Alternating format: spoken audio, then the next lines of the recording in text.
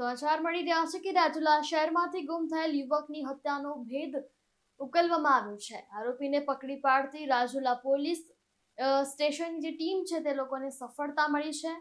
આરોપી રાજદીપસિંહ મજબૂતસિંહ રાઠોડની સઘન પૂછપરછ કરતા આરોપીએ કબૂલાત આપી કે તેની પત્ની સાથે મરણ જનાર સુરેશભાઈને આડા સંબંધ હોય, જે વાતનું દુઃખ રાખીને આરોપી હત્યાનો ભેદ ઉકેલી અને આરોપીની ધરપકડ પણ કરવામાં આવી છે.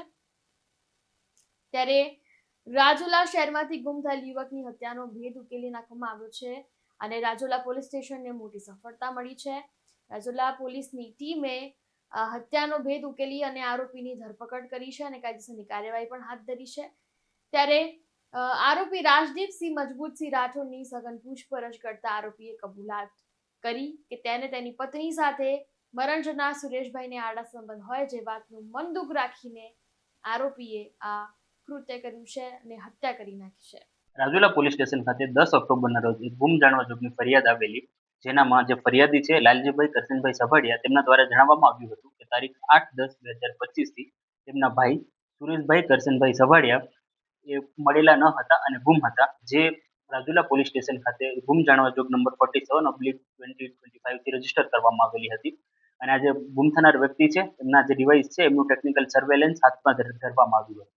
એ ટેકનિકલ સર્વેલન્સ અંદર એક જે સસ્પેક્ટ નંબર મળી આવેલા હતા અને જે રાજદીપસિંહ મજબૂતસિંહ રાઠોડના હતા, તેમને પોલીસ સ્ટેશને બોલાવી અને તેમની સઘન પૂછપરછ કરવામાં આવેલી હતી. આરોપી દ્વારા પૂછપરછમાં સંતોષકારક જવાબ ન આપવામાં આવેલા હતા અને એમને ફર્ધર જ્યારે પૂછપરછ કરવામાં આવી ત્યારે એમના દ્વારા જણાવવામાં આવેલું હતું કે ગુમ થનાર છે સુરેશભાઈ, એમનું આ જે આરોપી છે રાજદીપસિંહ મજબૂતસિંહ રાઠોડ, એમની પત્ની સાથે આડ સંબંધ હતા, જેના લીધે જે આરોપીએ છે એમનું મર્ડર કરેલું હતું.